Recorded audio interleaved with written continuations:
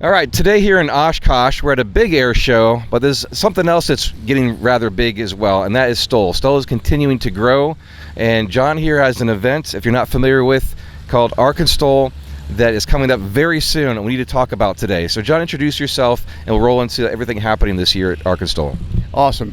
And guys, you're right, STOL is just taking on a whole new level and bringing people in. So my name's John Young, and I'm one of 3 co-founders of the ArkanSTOL event based at Birds Adventure Center in Northwest Arkansas. This will be our 4th year, and it's September 27th through October 1st. We can't believe it's already been 4 years doing this with an idea that started around a campfire. I can't believe it's 4 years. I was there at the first one, and it was amazing, and now 4 years is gone by really fast. Yeah, it's been very, very humbling for us because of the supporters and the people that have stuck with us and believed in us and everything else. So that has been just absolutely fantastic. And what we're finding, and we'll go into a little bit later, but we're finding the tentacles to this are moving out, which is good for airplanes in general and airplane people. So describe to people that haven't been there before a little bit about the backdrop first, like the environment, because to me that's one of the things that really draws you into this. It's not anywhere near any city. In fact, you even have poor cell service. It's like true backcountry. But paint us a picture. Yeah, absolutely. So the area of Northwest Arkansas itself, or the Ozark region, which is southern Missouri, northern Arkansas, has mountains. It's not the Idaho mountains, but there's 1,000 to 3,000 foot altitude changes, very narrow valleys, all of the things that you get in backcountry mountain flying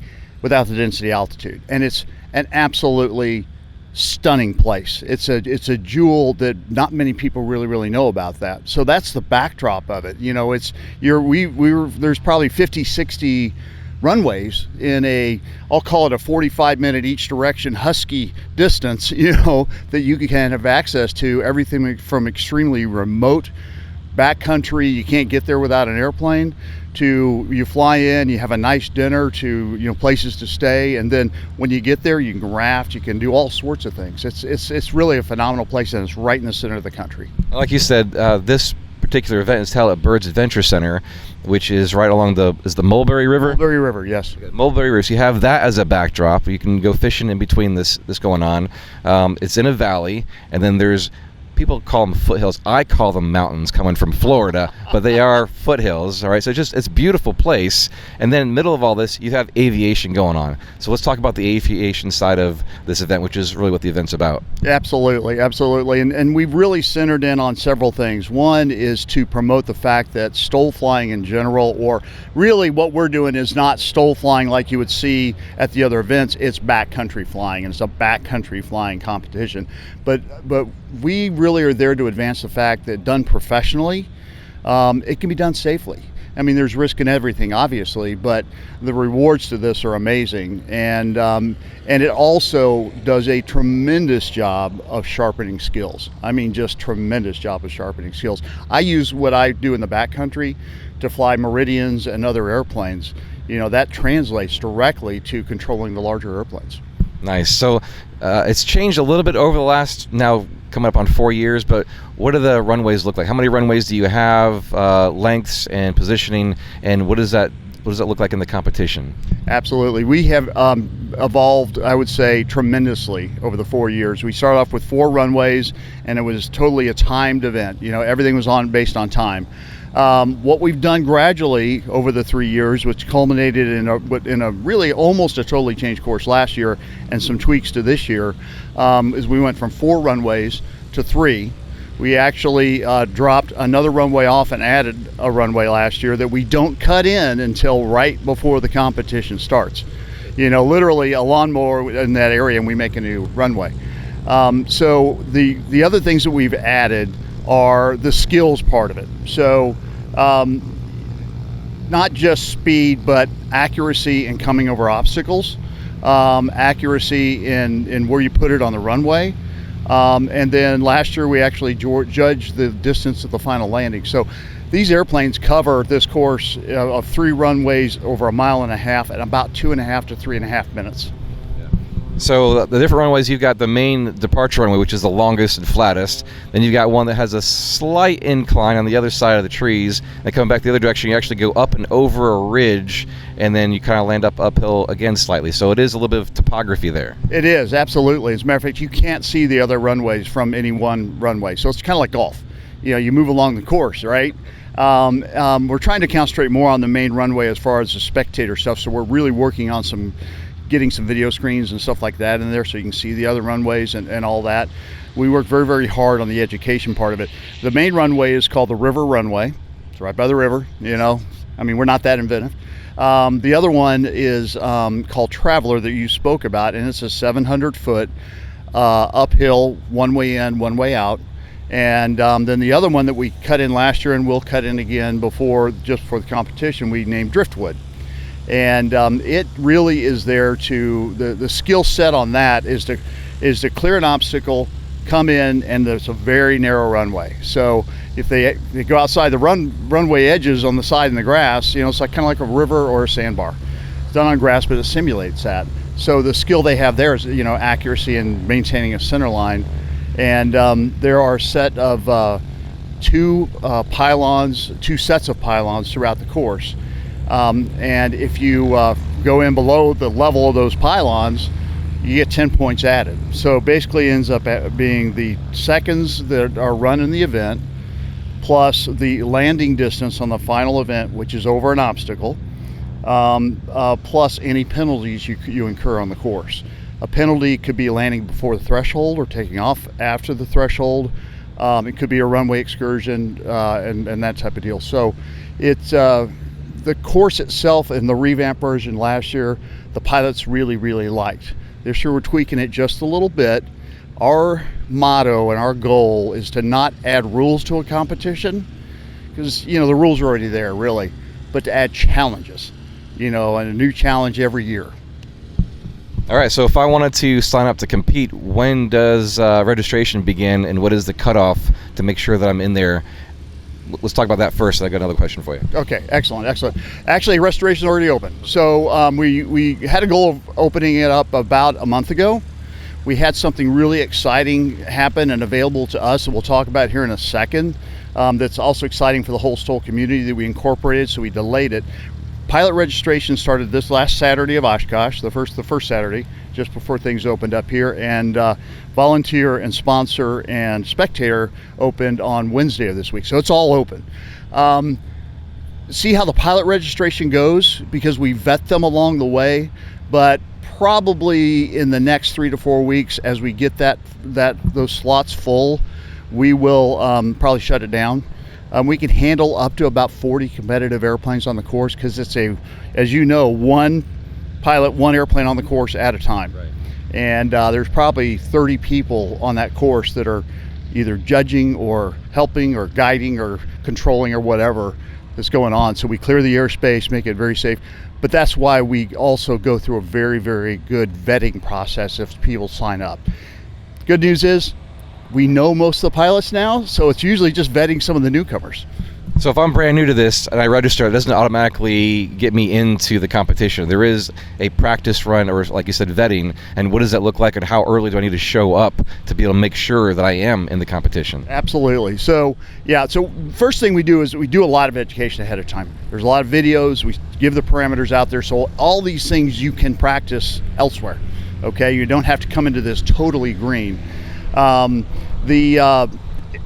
And I hesitate a little bit because it's really two different competitions. We are partnering with great companies like Dynon Avionics at Dynon.com, Airtech Coatings at AirTechCoatings.com, Clemens Insurance at ClemensInsurance.net, South Mississippi Light Aircraft at FlySMLA.com, Foxtrot 95 Calhoun County Airport at FlyFoxtrot95.com, Edge Performance at EdgePerformance.no.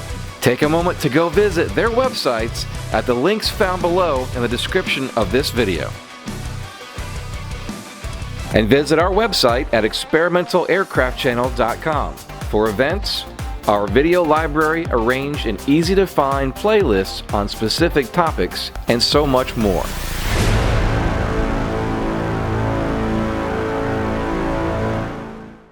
You get vetted ahead of time with your experience and everything else. And we'll call you and talk to you. Hey, have you used to this, used to that? We'll get to know you a little bit.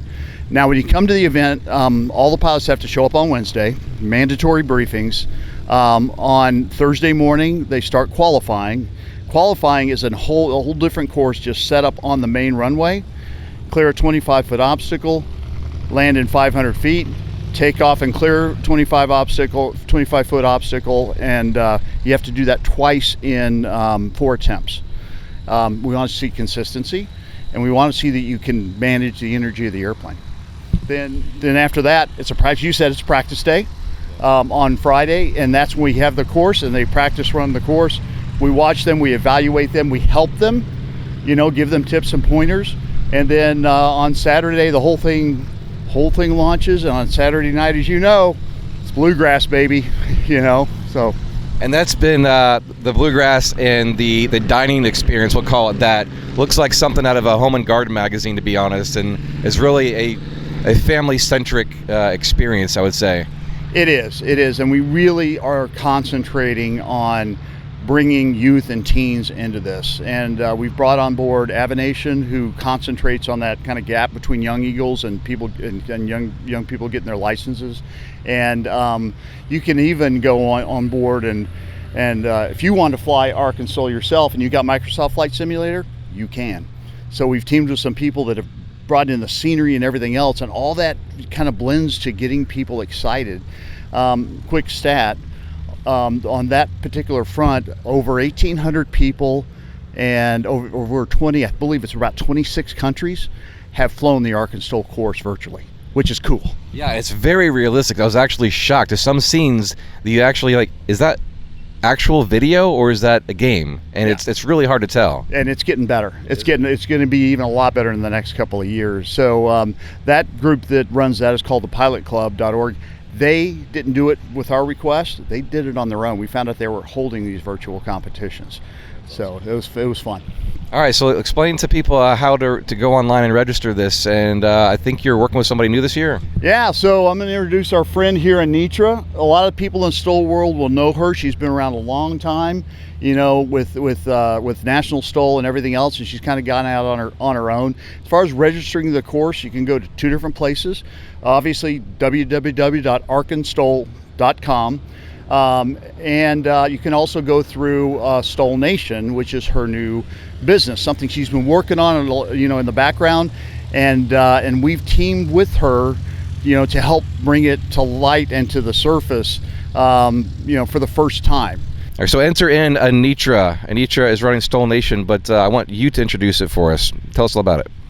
Thanks, Brian. So STOL Nation was a concept I came up with early on in my days with National STOL. Everything was really manual, and I go to all these STOL events, not just the traditional STOL events. I attend them all and volunteer at them, and I saw that there was a real need to streamline the registration process and scoring, and I just kept saying there's got to be a better way, and so I decided to just build it myself, and that is what STOL Nation is.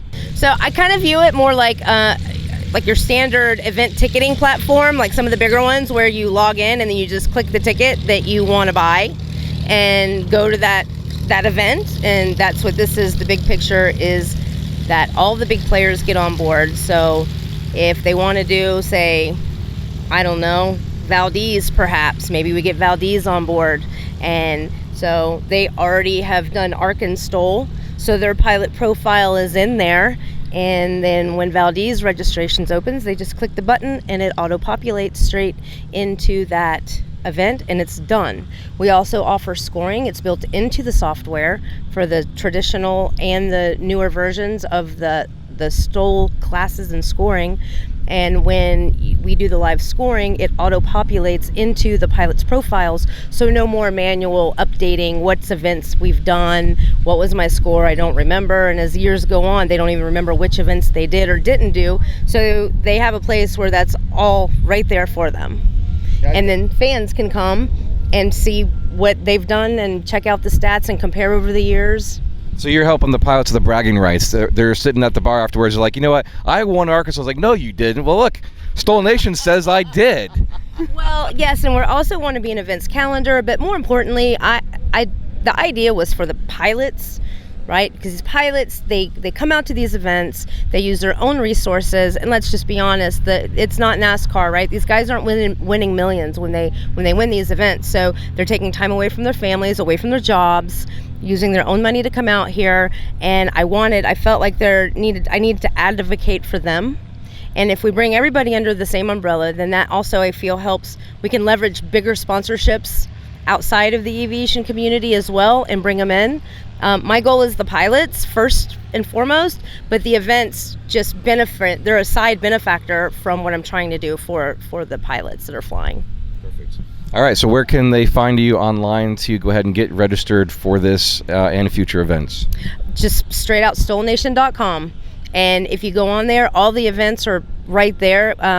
It'll be events that we're registering, such as ArkanSTOL, but we put all the events on the calendar because we want to be a hub for the STOL enthusiasts to have one place that they know that they can find everything, because it's quite fragmented between all of the different organizations. It's hard to find where your favorite pilot's going to be, so I wanted to make front-facing, user-friendly for the fans too, to help grow that. Perfect. Well, I look forward to seeing both of you in just a few short months in Ozark. Woohoo! Yeah, we can't wait, man. We are going to crank it up this year. It's going to be fun. Come, relax, enjoy yourself, and watch these great pilots do what they do. Yeah, so I'll be out there. This will be the 4th year as well. I'll bring my family every year. In fact, they are big promoters of this event for John, and at least in my own family, because they're asking me at least 2 or 3 times at the beginning of the year of like, Dad, when are we going camping again? Because this has been their first experience ever camping is at ArkanSTOL. So bring the whole family. There's stuff going on in the air, but there's a lot going on the ground as well. It's a great opportunity to make new friends and to grow in the community of aviation and just learn so much. So we'll see you guys in a few months.